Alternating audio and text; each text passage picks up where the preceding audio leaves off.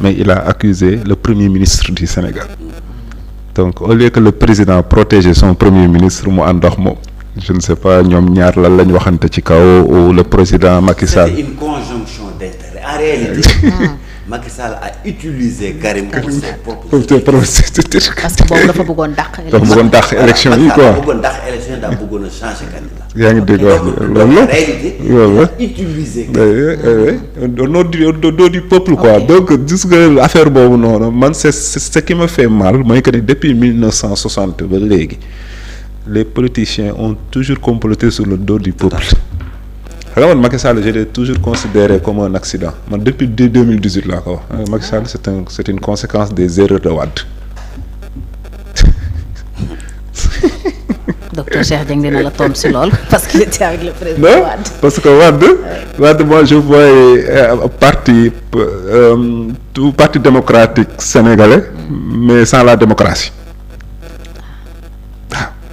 Parce que dans un parti il faut le gérer démocratiquement. Parti kenn waru ko ériger. Parti ki waroo fa nekk éternellement. Il faut organiser des élections à l'intérieur. Il faut que mu am constitution. Il faut que mu am yooyu faut mu am ci parti. Et puis parti si tu vas en élection une fois tu ne passes pas. 2 fois tu ne passes pas maximum las bàyyil keneen ñëw. ñu def congrès. Tu vois.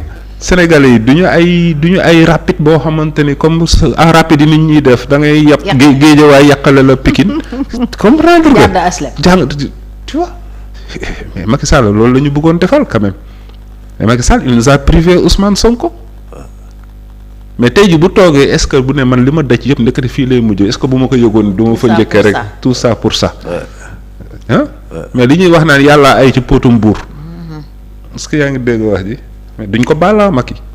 non Macky duñ ko baal.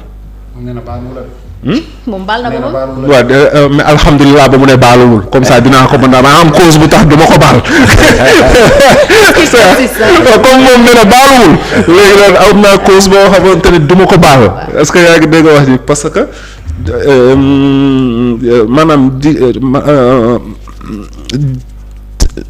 maanaam psychologiquement Macky Sall nous a torturé.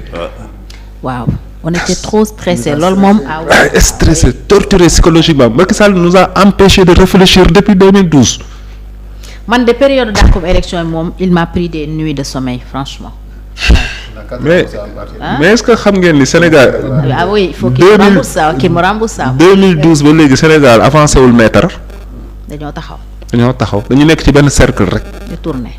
di saagante di xottante warma di maanaam politique dañ ko dem maanaam de être des rivales dans le domaine du politique dañu dem ba nekk des ennemis te loolu moom moo ko créé Macky Sall quoi. tu vois liggéeyal Sénégal yow tu travailles pour détruire tes opposants c'est l'expérience nu mu tuddati fi mu jaar ak yéen. ci nu mu tuddati nga ñëwaat encore mu jóge foofu éliminer Karim. de Thiès. dama leen doon défendre. parce que dama doon sukkandiku ci loi bi. parce que finalement c'est le président qui doit prendre le décret de déclassement. man damaa toog Ablaye Wade ne ko lii la disposition légale wax li boo ko defee jalgati nga yor. évidemment président boo ko leeralee. ba mu xam lu loi wax lu loi waxul dina ci mën a kii. day jël position kon président Wade deful loolu. non vraiment. ok sur ce point. moi dama koy rendre un hommage. dafa respecter loi bi ci côté boobu. parce que bi ma ko waxee enjeu yi dama ko wax enjeu filao yi xam nga kañ la commencé 1945 avant ñuy am indépendance. la ko tubaab bi commencé. jëmbat pour protéger l'environnement. en 1948 américains yi def ci seen alal mooy le projet PL 480. nga xam ne dañu doon jox ceeb en don ñu koy jaay di ko financer projet bi. Après ce sont les Japonais qui ont mis de l'argent. ci filao yi toujours c'est des milliards et des milliards c'est l'une des plus grandes réalisations techniques du service des eaux et forêts parce que c'était un défi suuf soo xam ni suuf su dee la suuf si meuble buy bouger. nga mën cee jëmbat filao boo xam ni nii lay day 10 centimètres. kon da koy stabiliser. mu mën a màgg. le rôle c'est de stabiliser la dune. leur rôle c'est de protéger les cuvettes maraîchères yi nekk en amont. Ils ont un rôle économique extrêmement important. À partir de ce moment, en plus maintenant quand tu es en milieu urbain tey toutes les boo commencé citer SHS yi nekk Guédiawaye ba kër gi àgg tali bi nga xam ne mooy VDN prolongé bi ils sont en danger parce que suuf si à la kulli al dina ñëw mëdd ko parce que un mur mënta tee mënta tee sable bi parce que il faut donc mu am en fait li ñuy wax une barrière boo xam ni du nekk une barrière étanche. Vent bi di mën a jàll mais vent bi boo ko téye avec un mur dafay accumuler wu au milieu du mur ba kër mu koy mëdd bu ko mëddee jàll donc à la kulli al li nga xam ne mooy le prolongement de la VDN dinañ dem ba duni installé wu ci kaw VDN bi tali bi suul ko te loolu filao yi ñuy déclassifié filao yi ñu dagg mooy koy causé def ko ay terrain mooy cause bi et donc le ministre de l'environnement doit prendre ses responsabilités la fa nekk mu commencer ko protéger intensifier le reboisement li nga xam ne moom mooy donc de part et d'autre donc de la route mu defar fa ay haies vives yoo xam ni dinañu mën a téye sable te mu am aussi une action mécanique maintenant de désensablement sinon les populations sont en danger da ngay gis tey boo fay dawal sa oto da ngay jékki-jékki suuf si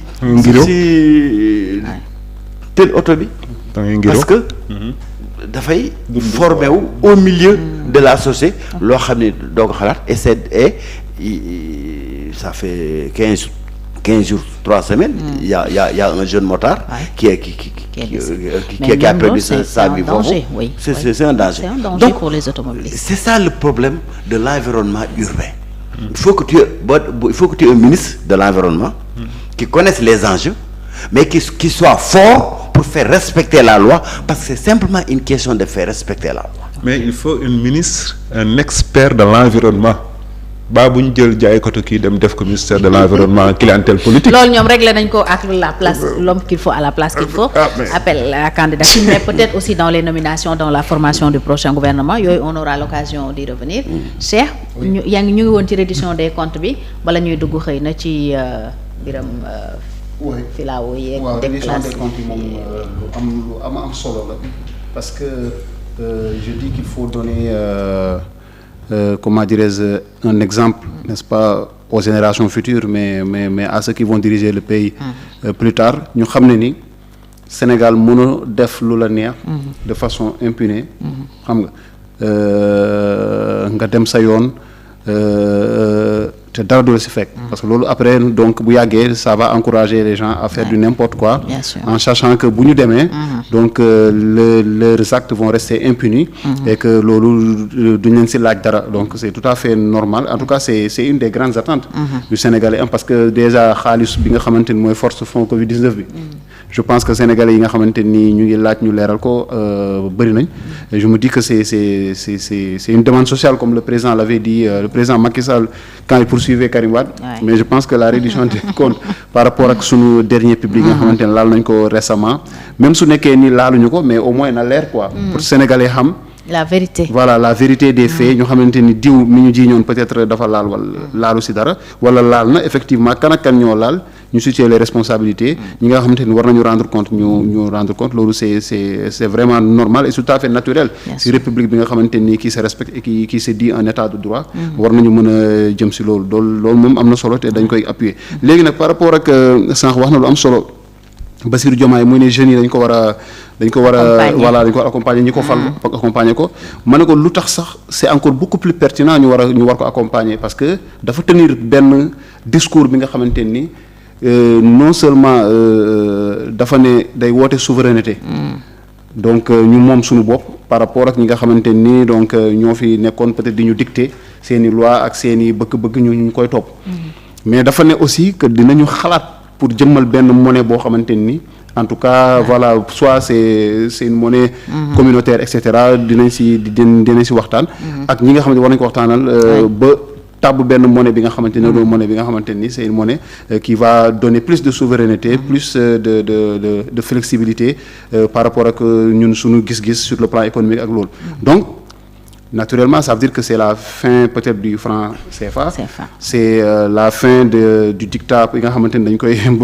dañu koy imposer xam donc par la France plus particulièrement bi nga xamante ni moo ñu colonisé woon boobu ba léegi donc ba 1960 donc dañuy posé wu donc dañuy soxla aussi président boobu ku ko dooleel quoi donc ça veut dire aujourd'hui il a pris un engagement te ñun ñoo bëgg loolu mais dañ ko si war a jàppale donc sinon si on se met à lui mettre